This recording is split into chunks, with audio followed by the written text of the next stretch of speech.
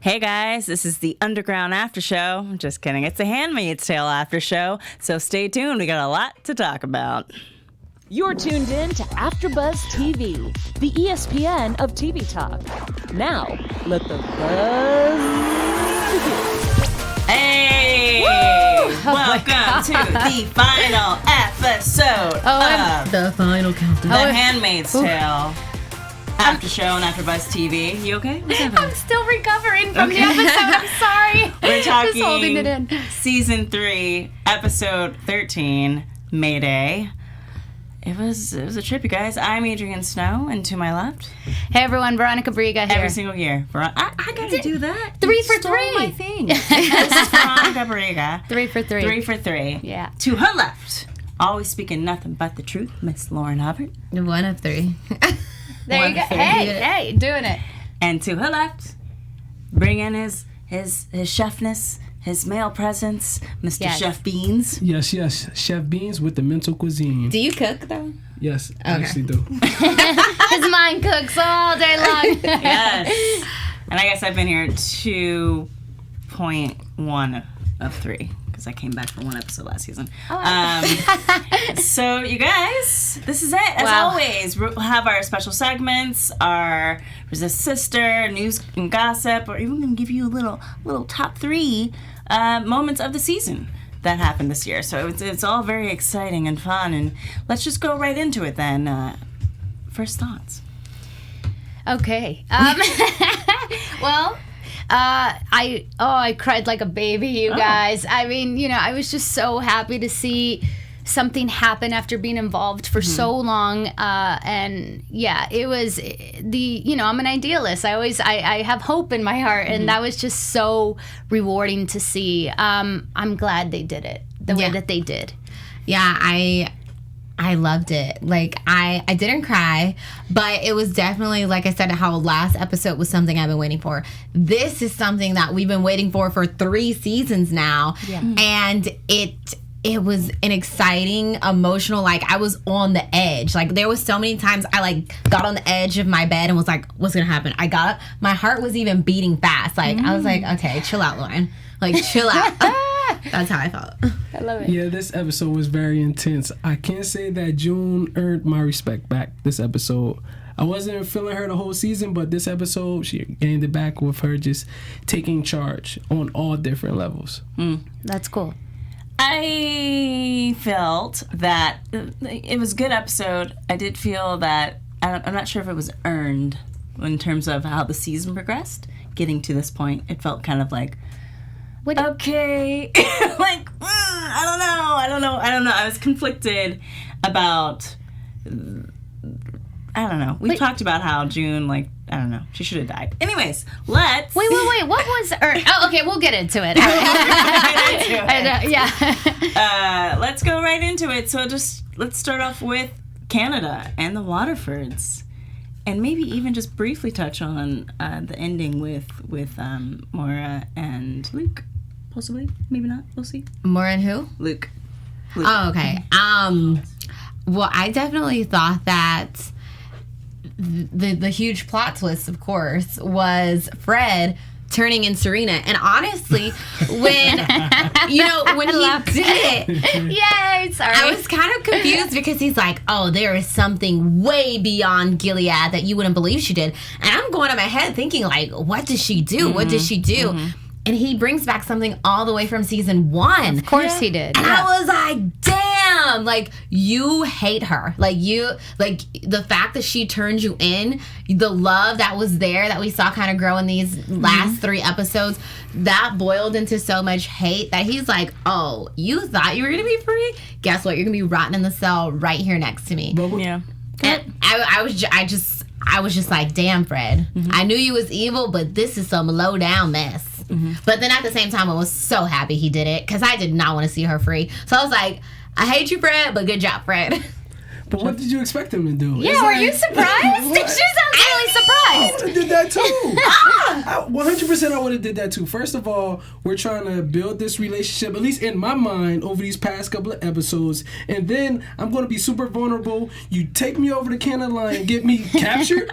Oh, I'm going to think of anything possible to make sure you go down too. Well, cutting off my pinky wasn't enough. Like, cutting off the pinky wasn't enough. Okay, Serena and Fred. Like, okay, come on. Y'all are not the characters. I love that. I really enjoyed that. I felt that. Right? But no, these two are, in my opinion, they're two peas in a pod, okay? On opposite ends of the spectrum, especially in Gilead, but they're the same person in a way. Right. They're power hungry, they're driven, they're intelligent, they're selfish. Right. Exactly. So it's a good match. It's a good matchup at least. And Karma's a bitch, Serena got what was coming to her, and she needed to get that because she was getting away with a lot.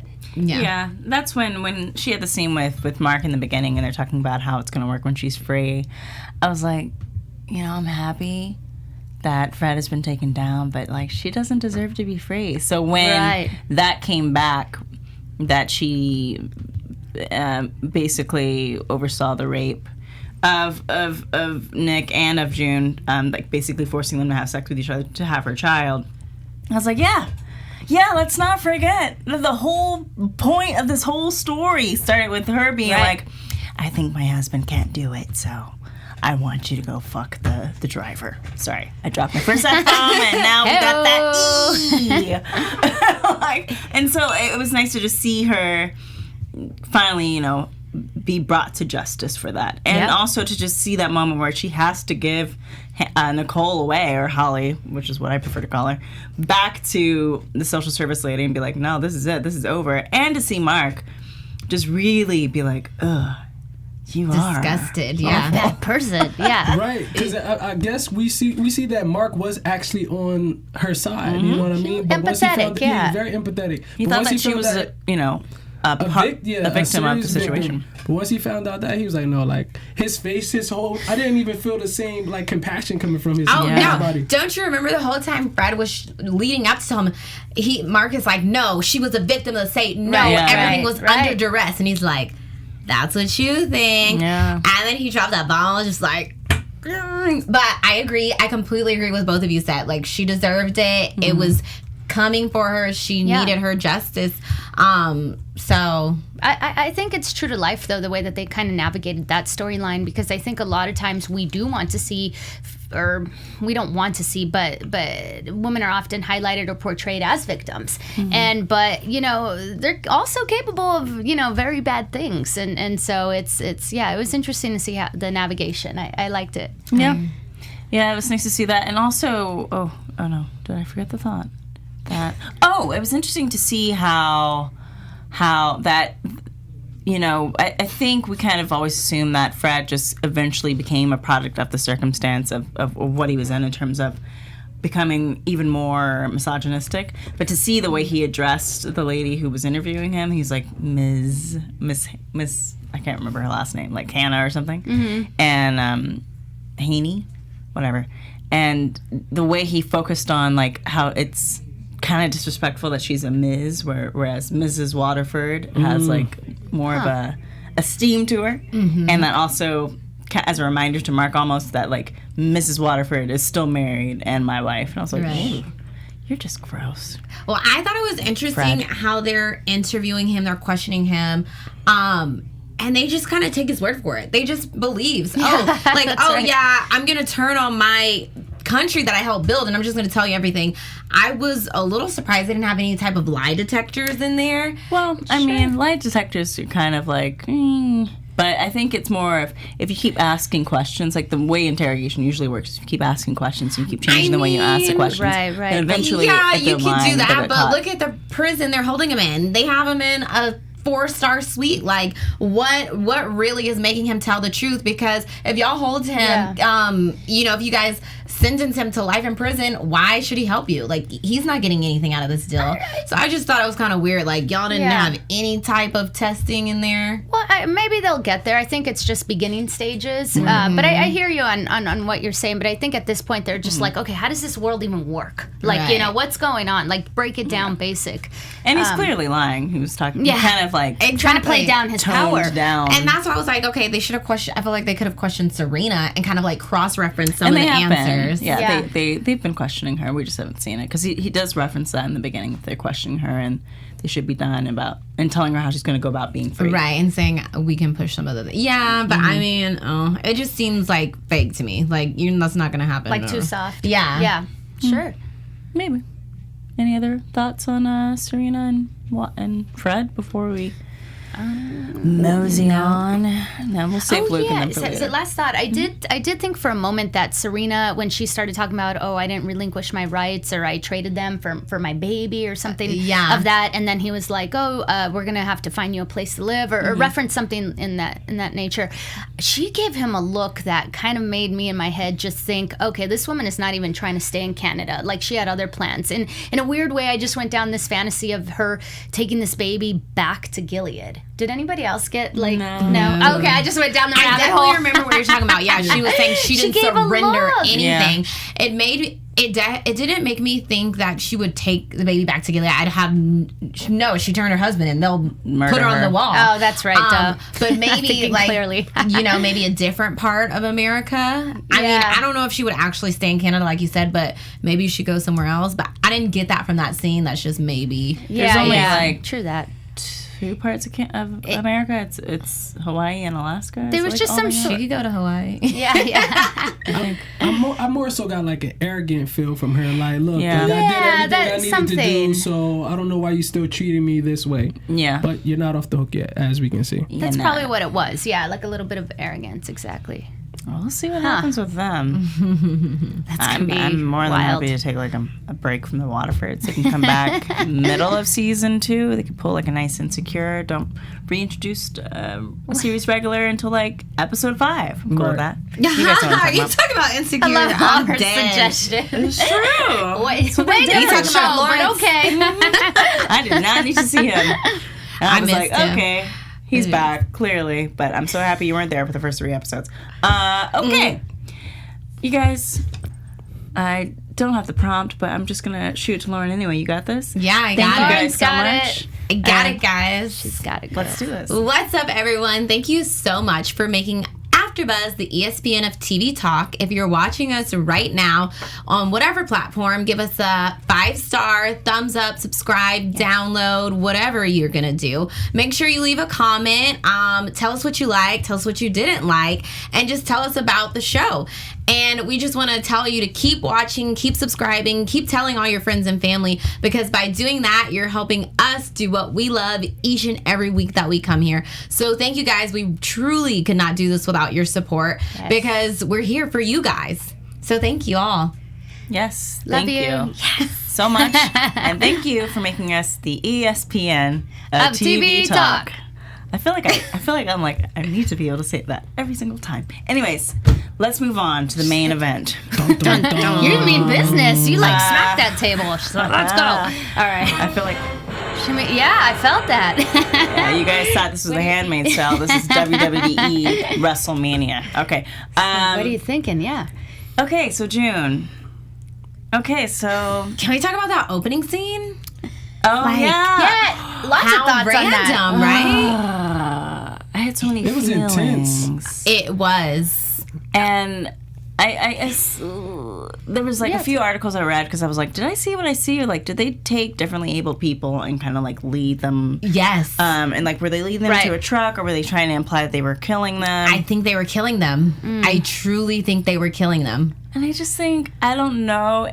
I feel like that's a very loaded thing to show in such a very short scene. Right? And I felt that was kind of poorly handled. I agree. This is what I think. If you're going to show us a flashback of that magnitude and with that much backstory, why would you give us 2 to 3 minutes of it. That kind of deserves at least half an episode to kind of explain, because honestly, to me, that should have been shown in season 1. We never really got to see what her transition was like after she was kidnapped. We just saw kidnapped Gilead. Yeah. You know, we didn't really see where we saw the one where they first sit down, and that's when Offred gets her eye. Yeah, but I mean, like, this was intense. Yeah. And for them to say, like you said, separate the groups, and then it's implied that, you know, dogs are attacking, they're killing in a different room, and then they load them onto buses. I wish we could have seen so much more of that and learned, like, where everyone else was taken. Like, how was this done, you know? I just wish I would have seen more. I didn't get enough. Laura B. from the group chat said in the book they were killed. Yeah. I think the whole point of that scene, and they say it, is to show how ruthless, and she calls them out, and for me it was just like, I don't know if I need to separate reality, but this show for me always like brings home something of what's happening in this country. You mean putting people in cages? Putting people in cages and separating families from their children. And I thought, oh my God, they're just, in a way mirroring what is happening in our society. And it was crazy. It was impactful. I do think they could have spent more time on it, but to me it was like, wow, okay, real life happening right now. It was intense. Yeah, I think, actually have an article about that. Oh, did you read it? Yeah. Oh, wow. Yeah. No, that was just. I think if you're going to show something of that magnitude, then I think the stronger choice is just to give it a little bit more time, give it a little bit more room, because you can be like, well, this is a horrible thing and this is happening, but you should honor that's something that you're showing. But we've talked about how they don't always do the best job of honoring when they're mirroring real life events. Kind of goes quick, yeah. Yeah, so it was kind of just glossed over, and I wish we'd maybe taken a few more minutes with that instead of the time that was kind of taken with the lead-in to... With all the soaps in their room. The soaps. They made such a big deal. Out of soap. I was like, wow, they're transferring packages. Like something shit's going down. No, they're just soap. Did we figure out what the soap was about? Yes. To murky up the windows. Oh, okay. And so the gate wouldn't squeak. Yeah. Like different uses, apparently, which was kind of brilliant, but... I thought they were making a bomb or something. I did. So it was very mysterious the way she chopped it up. Yeah, I wasn't sure I thought she was cooking something.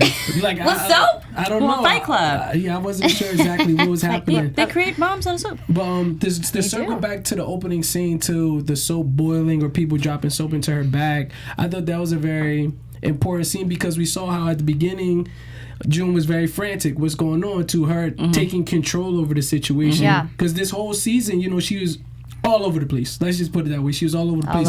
But this season finale, I feel like she was more focused on exactly the objective that she was trying to take care of. And it showed that everyone was in. Right. Like, that no one was going to betray her, at least not in that town. You know what I mean? Right. Lexington. I was pissed off. At that Martha? Yes.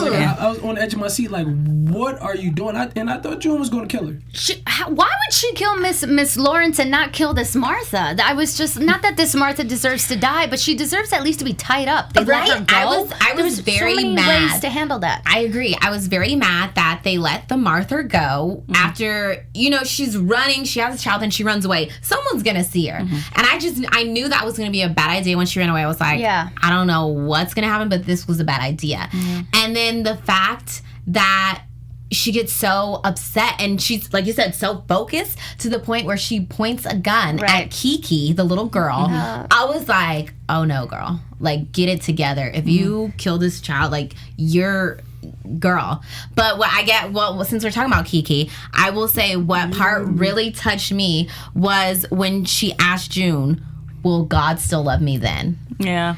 That broke my heart. Scene, yeah. So the little girl, June's telling her you can be whatever you want, and she said, well, I don't know who that is. And then, she's like, she doesn't know. She's brainwashed. It shows you how brainwashed. If I can't be a mom, or I can't be a wife. She's like, what would I be? And I was like, oh, that broke my heart. Yeah. I was like, girl. But you know what brought it full circle, or at least, I don't know, I was a little confused about how she was that, oblivious to everything. Then when she saw her dad, it was like, Dad, I don't know. Well, she was, so it's been 5 years, and so No, I understand that. That's what because I thought she was just, just a brainwashed little kid. So as soon as she saw her dad, I'm a great point. Everything just flew out her head. The thing is that she's 10, so she's only been in Gilead for 5 years. So at the same time where she might be indoctrinated into the belief system, she's also still has maybe not a full memory of the past, but she remembers her father. She doesn't know what you're not gonna forget someone who played a big role in your life for those 5 years when it's only been 5 years since. Right. And so maybe it's listen, I'm gonna say this because this is just what I kind of hinted at the beginning. The writing has just been kind of sloppy.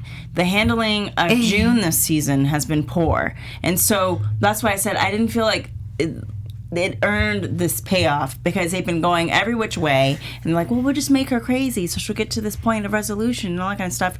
I'm like, you could have focused on making a resistance for about 4 episodes earlier than you actually did. Correct. We didn't get to this new June until episode 8, you guys. So episode 9. But that's how June. I think that's how June operates. She's very, I don't know, what's the word? Not instinctual. And when she goes, sorry, that was me. And when she goes for something, she is determined and she is focused. And it was so funny when she did point the gun. Well, that's not funny, but when she pointed the gun at the kid, all I thought of, I kept thinking of Chef because he says, June lost her marbles. June lost her marbles. And so I just kept hearing your voice in my head, June is losing her marbles. I'm watching this. But every last marble. But she bounces back and forth. I do think for a trauma person, I think that was realistic to go up and down. But I understand what you're saying too. I think if for for a trauma person Survivor. or to have go, well, I mean, she's not technically even in PTSD at this point. She's still actively in the trauma. Right. Sure. So I would say that bouncing back and forth does not actually make sense because when the stakes are that high, you see everyone else either playing the game or falling in line. She was going way too far up and down. And also, she should be dead at this point. Everyone, all the articles I read, there's rumors that she's dead now. Okay, wait, real quick though. 1 second, okay. Everyone who is watching, please there's 120 people in the chat. 133. Please 133 now. It's going up. Please love you guys. Give us thumbs up, subscribe. Yes. All right, but just to finish up what I was saying, I think that she needs to. If we're all saying, if everyone who critiques the show, if writers, journalists, podcasts, that phone gotta go on silent, are saying she should be dead by now, that speaks to a problem with how they've been writing the character. Yes, that's a news article I have too. I've got a few news articles because we know what we saw about Gilead in season 1, how intense everything was. June has been doing whatever the hell she wants this whole we've all season. been saying that. We've been saying this, so we gotta. I don't want to jump to when they got the kids to the plane, but she should have definitely been killed when the trained assassin was shooting at her. That I didn't think was realistic. I was like, okay, he's got a machine gun, and he's not gonna. I think he shoots one person dead, and he shoots 2 people dead. Okay, and there's a few injured, but there's also the fact that he was the only one on patrol for a plane that's leaving Gilead. Right. There were just certain things, in terms of the writing, that when you build a world at season 1, you need to be consistent with that world in season 3. If all of a sudden, oh my God, Breaking Bad, if Walter White all of a sudden, you get hints of who he is in season 1. They reinforce it in season 2 and 3 and 4. And so you are not at all surprised when he's like, I am completely comfortable killing a bunch of people, blowing up an old folks home. You're not surprised by that. That's who he is.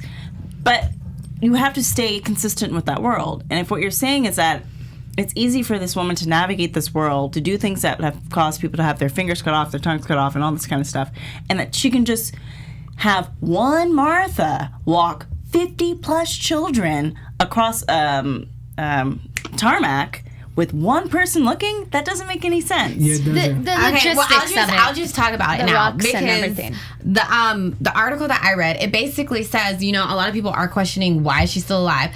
Basically, it's saying that she is our guide. If she dies, then the show dies. Right. So if they kill her, then the show's over. They're not going to do that. There's so one reason, that's why they're alive. It's called The Handmaid's Tale, not June Osborne. Well, tell they us based another it tale. around. She's the star of the show, so they based it around her.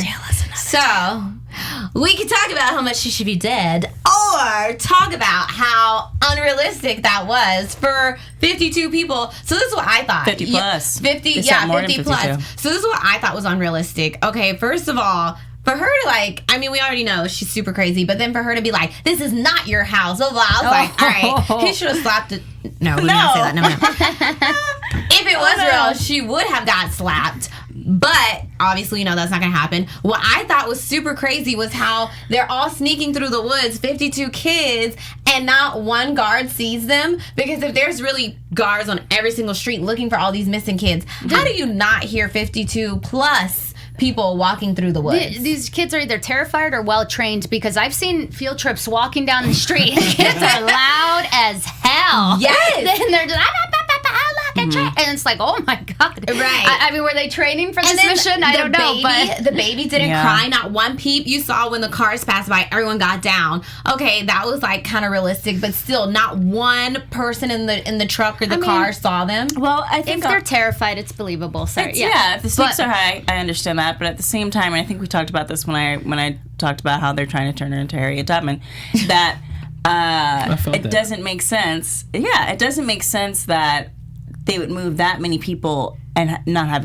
any problems, especially with the fact that we are in a modern age where we have lights everywhere. Mm-hmm. They were already on high patrol because they knew that Martha had escaped with the child. They could not find the child. Mm-hmm. So they had a harder time getting June out at the end of last season. Yeah. Than they did getting that's true. all these kids to an airplane. Yeah. It was just kind of it didn't ring true. And I'm sure that doesn't mean I didn't enjoy the episode, but when speaks. I would have liked more. I was like, if you're going to take in the underground direction, then take it in the underground direction. Spend all of next season where it's just them slowly, methodically getting people out over the course of time. Right, because it's not that easy. Like checkpoint by checkpoint. But what did they cover? Like 5 miles or something? No. They said it was less because in the woods. But still, probably at least 2 or 3 miles. I think the rocks were tough. I understand it's a large group of people, but throwing rocks with somebody that has a machine gun, that was a little unrealistic to me, that the rocks would cause that much damage. I mean, I don't know, maybe they can, but the way bricks. They were okay, all right. So I think that was realistic. What I did think was unrealistic is that the amount of people throwing the rocks, no one hurt him. Yeah. That's what I thought was unrealistic. I get it that he has the gun and obviously he can do more damage. Yeah. But I was like, maybe 13 to 20 people came back to help her and he didn't get hit at all and he was just shooting people. So he was shooting, he couldn't really get a good gauge of who was out there. Yeah. So that's why I could see why just 2 got shot and a few were wounded. But it just didn't make sense because one, if I'm being honest, I don't think that many people needed to go back. I feel like 5 could have came back to help her. The rest could have all got on the train, on the bus, the plane with her. I thought it was more people that they were going up against. When I realized it was just one person, I was like, have you never seen Metal Gear Solid?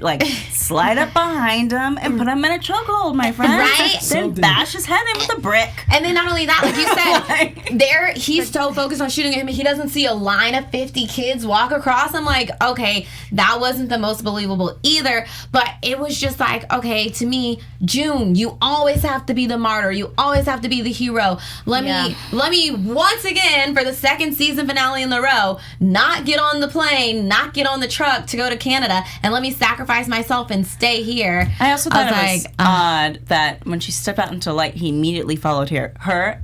Clearly, there were more people throwing bricks at him. Right. You could let one go and be like, all of you. Right. I didn't make any. Or just shoot her. Lady, you had all those shooter. You see someone you would think that. Or maybe. But then they won't shoot because it's a handmaid, and handmaids are precious, and this is the future. That's the only thing that makes sense. Well, but as a last resort, it seemed, not as a first situation. True. But common sense, you would think, just shoot. These people have been throwing bricks at me. Let me just shoot. But and they had no problem shooting of Gilead? Matthew. Well, that's a different reason, really. But God, that sucks. No, because I was gonna say Gilead is less trigger happy than the United States, but then you said that, and I was like, yeah. they're hang happy. Yeah, They're hang happy. They're They're all old happy. school America. It's tough, yeah. You guys like that comment? I'm gonna get Keeping all it the chat on real. YouTube. They're This is America. Don't catch me slipping up. Anyways, This is it's America. just it was great to see. It's like how hopeful that all these kids were saved, but at the same time, it just didn't ring realistic. And clearly, it's a show, and clearly they still have like real life instances, but they do have people who come on and talk about who. I think there's a person who used to be part of the UN who's like a consultant for the show.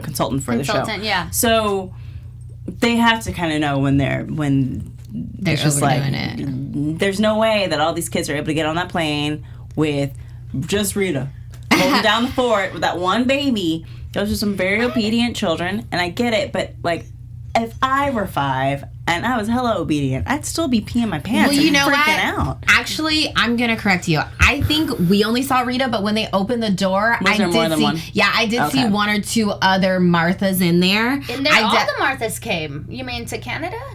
Yeah. Yeah, they're all the Marthas left because they couldn't go back. No, Martha's came back and helped. Some came to help throw the bricks. I'm Yeah. sorry. I thought you meant the. I got it. I was No, like, yeah. I saw. I want to say. I know for a fact one other one, but I want to say there was 1 or 2 other ones on the plane with So her. 2 Marthas wrangled 100 children on, or Yeah, 50 like plus 3 children total. on Yeah, that's what I want to say because I It's definitely not remember. realistic. If you've ever gone on a field trip with children, it's not realistic. It's like it's like 1 adult, 10 kids, right? Like 10 per one, Yeah. something like that. Come on, guys. But in any case, it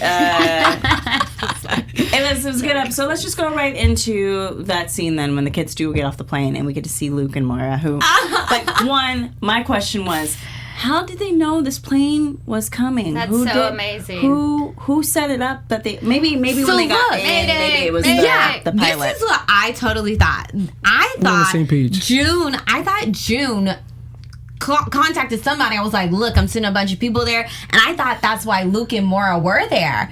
I was like, okay, they're here, but no, they just happened to be there on the day. All these kids here. I'm like, all right, like come on now, like And then of course we see Kiki, whose real name is Rebecca, find her father. I'm like, of course you happen to be there right when you're. I'm like, you know what? Y'all love to play games. I mean, it's cute writing. It made me cry. It was cute. And No, then Rebecca, I loved it. I was like, it's Rebecca. And her I dad. loved it, but I'm like, so It's very convenient, unrealistic. But I loved it. I'm just saying, like, come on. Was this something That in the was chat? a sweet moment. Yeah, in the chat, Ryan Shelby said, I thought Nick was going to show up with Hannah. Yeah. That would have been Nick, why would Nick show up? How bad did you guys want to see Hannah? Hannah, oh my come God, down you the guys. steps and poor Luke watching, this other father-daughter reunion. That broke my heart. Horrible. So I honestly thought somehow that Hannah would show up at the house. And I thought when she was walking around looking at the kids, I thought she was going to see Hannah and have a moment. But that didn't happen. So then I was like, okay, maybe she missed her. Maybe she will walk down the plane. Maybe I was hoping. Right? I was with Luke. I was Fingers looking crossed. like, where you at, Hannah? And you know Calm what? down. This is what really stuck with me for this episode. Because Rita was like, this was your wife. She did it. And if y'all saw the look on Luke's face, Luke was like, I love my wife and I love all she does. But damn her, because she keeps sending everyone to me besides my daughter and my wife herself. And I truly believe that's how he felt. And I know people are going to go off in the comments, but think about it. If your wife keeps sending you other people that are not yours, wouldn't you feel some type of way? Why couldn't you send my daughter? You could send 52 kids, but I can't get my daughter back. Well, I mean, at the same time, I agree. she kind of, That was... because she's impulsive. Yeah. And then she suddenly had clarity of mind at the end.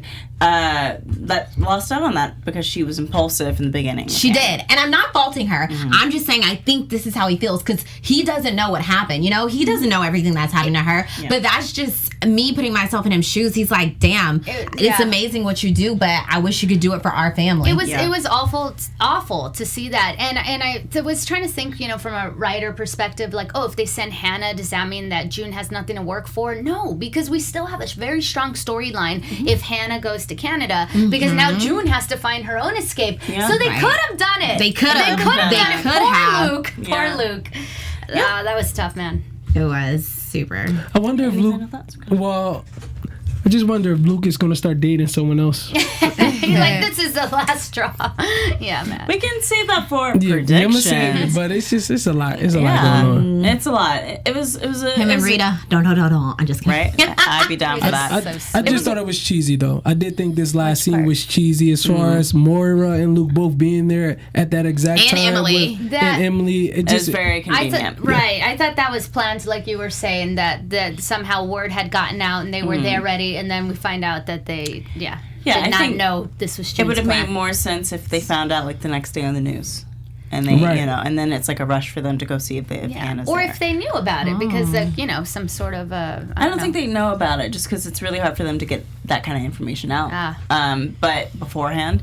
But overall, it was a good episode. I do feel like it's a good episode tacked onto a not so good season.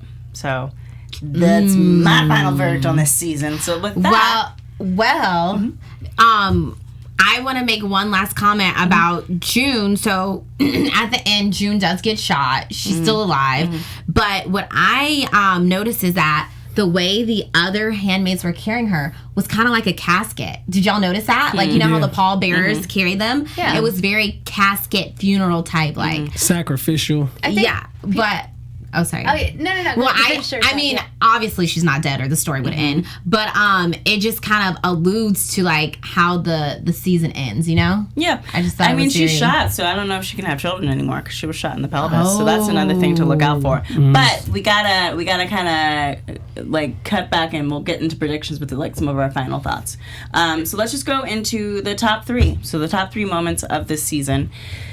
So number 3, we agreed was probably the shooting of off Matthew, which was just kind of the catalyst for the rest of the season.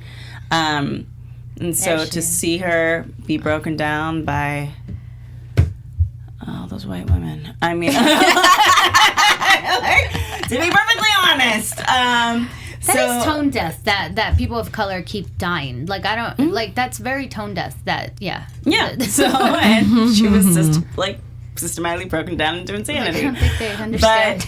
But number 2 is the betrayal of Serena. So betraying Fred for the baby that she didn't get to keep. So, that was fantastic. Number 2, I love that. And number 1 was today, with June successfully getting 50 plus children out of Gilead. Yes. Good on ya. A lot of people didn't think she was going to do it, and I had hope. Certainly did I not. didn't think she was I mean, I just had doubts. I was hopeful, but I had doubts. Yeah. It just seems so crazy and so out there. Unrealistic. But sure. I was very glad it happened. She's a visionary. She's innovative. She's a visionary, and she's determined. So. It can happen, and it does. Those kind of things do happen. Yeah. They even happen in reverse, where it was that in a country in Africa where they abducted 50 plus girls, and so those things do happen. Well, even 100 girls, 100 black girls went missing over the course of months in Washington D.C., and no one talks about that. Yeah. Nika Baby from the chat said they made June the white Harriet Tubman. They did. We're aware. We would have said that, but good times underground. WGN. It's canceled, but Harriet Tubman the movie is coming out next year. So, nice. Let's go into news and gossip. AfterBuzz TV News. All right. So first up, we have Nick.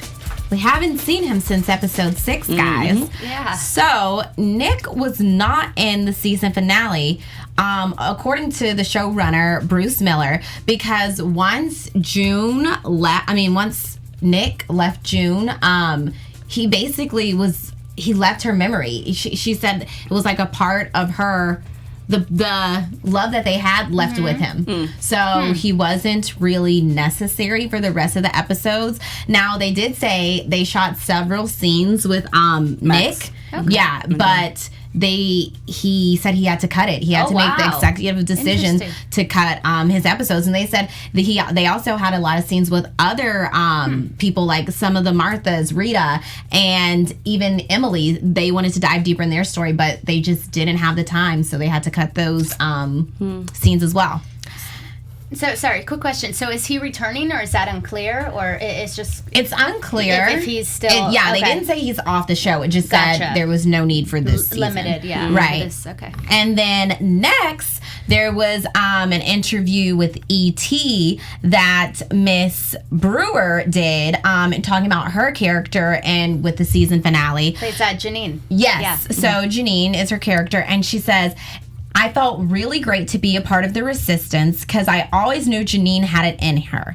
And she says her character's heroic turn after multiple seasons of on-screen abuse was long awaited. She says, we finally have built up to this point where we're actually resisting. It was very much something that I've been waiting for 3 seasons. Yeah, me too, girl. Yeah. So we're so happy that you finally got it in you and you decided to let go of all that craziness. We understand why, and get on the side where you're throwing them bricks. So thank you. Yeah. And then lastly, there was an interview that Joseph did with the Independent and talking about his character. Joseph Beanz. Yes, and he was saying, kind of what we mentioned earlier. Well, one interview, he said that he was actually very happy to see his character's downfall. Nice. And then, but with this interview, he said, the last thing I want to do is talk Handmaids and then Trump's administration. Hello. But somehow you can't not equate some things. So you look at those Republican leaders who are not standing up, and they are all Fred. And that's what I will end it with. I've been thinking this. I've been saying this. I've been insinuating this. Said it. Joseph Beanz said it. What he said to the Independents. I hinted to it. I mean, we You didn't say did. it tonight, is what I'm trying to say. So, with that, let's go into Resist Sister. Okay, cool. There it is. Yeah.